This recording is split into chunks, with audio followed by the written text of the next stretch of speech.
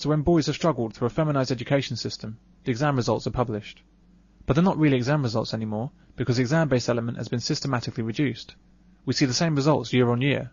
Girls are outperforming boys. But England, Wales and Northern Ireland show girls are still doing better than boys. Once again, boys are still lagging behind girls. Girls are still doing better than boys. Girls are still getting more A to C grades than boys. Boys still languish over 8 percentage points behind girls. Girls are still outperforming boys. I got an A star, an A, a double B, and all the rest of C's. Oh my god! Means we can go to college and do what the courses I wanted to do. But as a boy, statistically, Chris is less likely to succeed. Boys have been falling further behind girls in A-levels every year this decade. But the education system is supporting girls and abandoning boys, so it's no surprise that the exam results show this disparity in achievement. Not only do girls do better at A-levels, they're more likely to sit them in the first place. Most of the reasons why they're underachieving is that the syllabus hasn't been designed for them. The syllabus, the curricula have been designed to cater mainly for female children.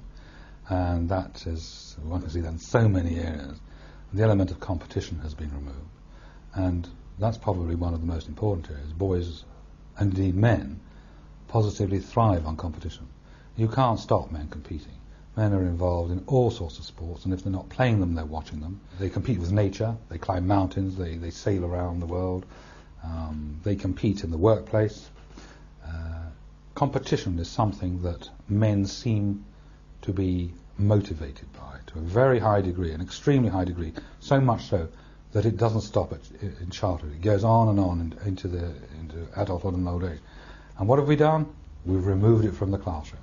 And so one of the main motivators for male children has been taken away. That's one reason. Another reason is that the way the material is presented, for example, in English lessons, young children are expected to write about their emotions and their feelings. This is something that girls seem to be quite happy to do and are interested in doing. Boys have very little interest in thinking about their own feelings and certainly have no interest in writing about them. The Chief Inspector of Schools in England, David Bell, says that even though girls are ahead of boys in exam results, they still need more encouragement. He says that Buffy the Vampire Slayer is a good role model for girls. If girls could learn from her example, they could overcome the glass ceiling and do as well at work as they do in schools.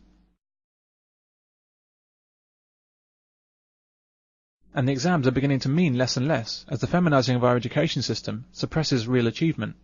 96% passed the exams, with over 22% getting A grades. You can see a clue as to what's going on by this student's particularly insightful comment. I got 5 A's. What do you think about the idea that the exams are getting easier? It's easy if you follow the system, but otherwise it's pretty tough. As he says, if you follow the system, you can do very well.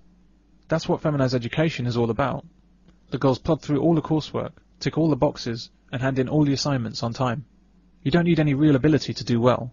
You just need to follow the formula that's deliberately designed for girls. Those boys that can adjust to the female bias can still do well. Most, however, turn away.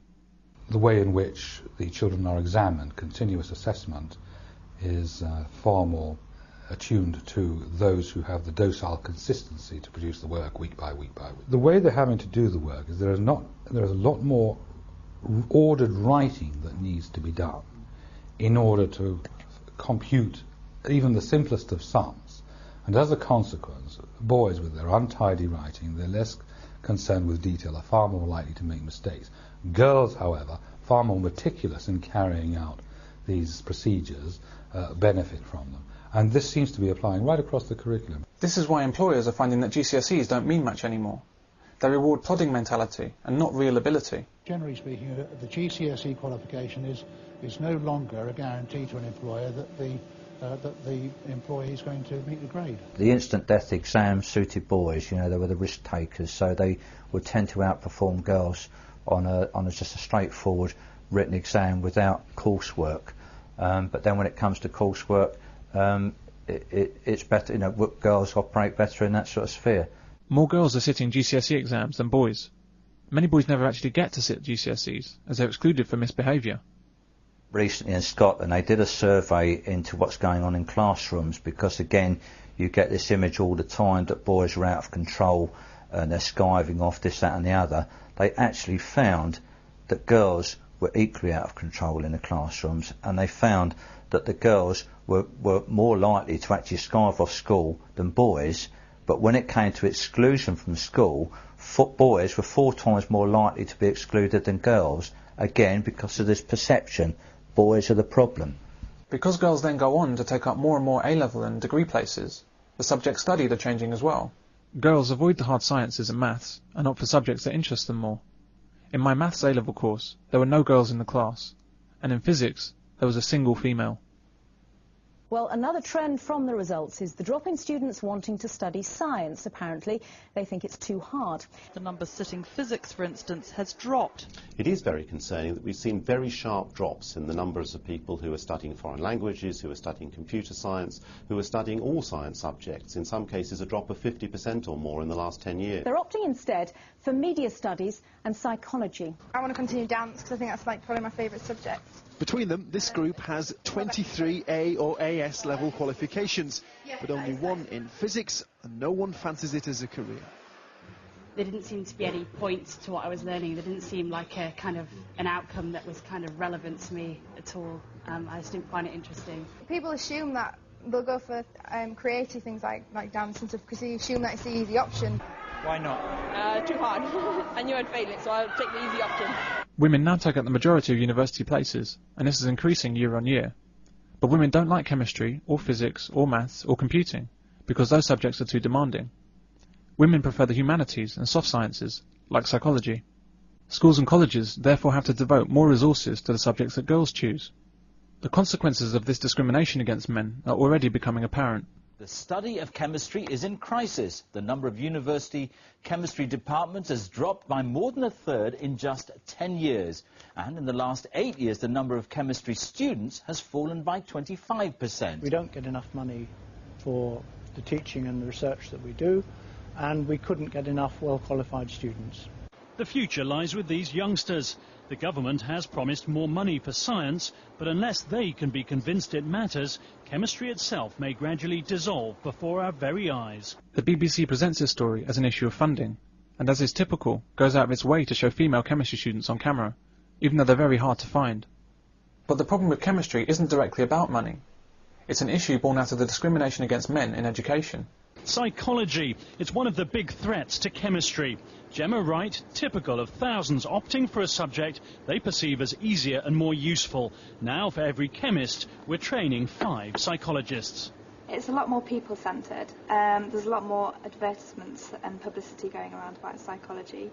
It's sort of a more modern and up-to-date subject.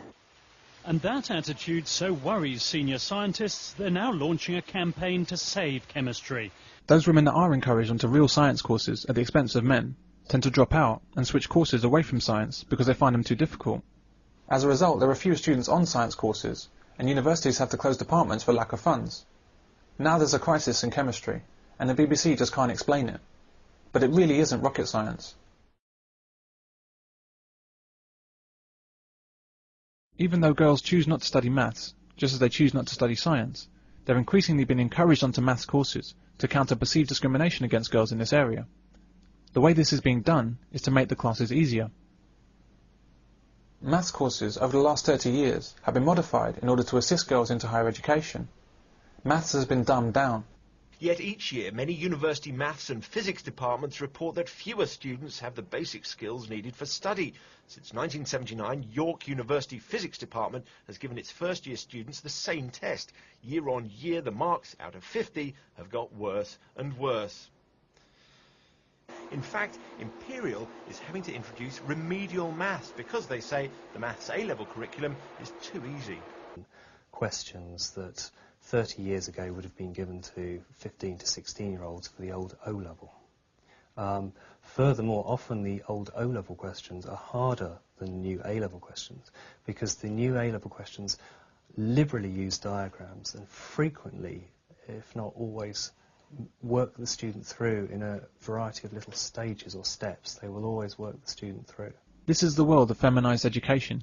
Simplified maths with lots of pictures so that girls can do it too. The problem is that when maths is made easy enough for girls, it's no longer of any value. There are many areas of maths where they have a knowledge of the subject, and they can follow a particular task through, provided it's presented step by step very clearly to them, and any problems follow exactly the steps that they've seen. But they have a serious difficulty, in our opinion, if they are given any genuine sort of problems to solve. Someone to explain to me what all these mathematical equations mean. Who can do that? He's asking the right people. This is a summer school for gifted youngsters taking place at Imperial College in London.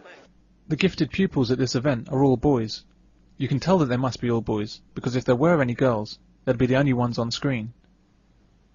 Men are the geniuses that take us the next step forward in life, in science, in sport, in any field of endeavour.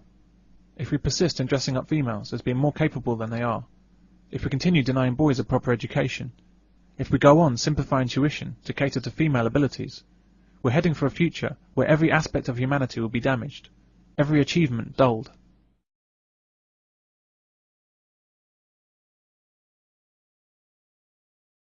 Girls are not smarter than boys, and never have been.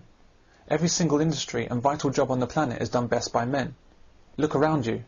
The internet, TV, car, music, aircraft, phone, even the clothes you wear, the bed you sleep in, and the roads you use. Everything worthwhile on this planet is conceived, designed, and built by men. Even products exclusively for women, makeup, bras, high heels, dresses, are designed best by men. This world needs boys and men that are properly educated. The world depends on men in a way it doesn't depend on women. As the saying goes, men build, women decorate.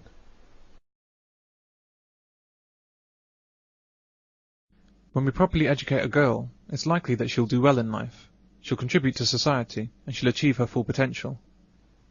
When we properly educate a boy, he might change the world.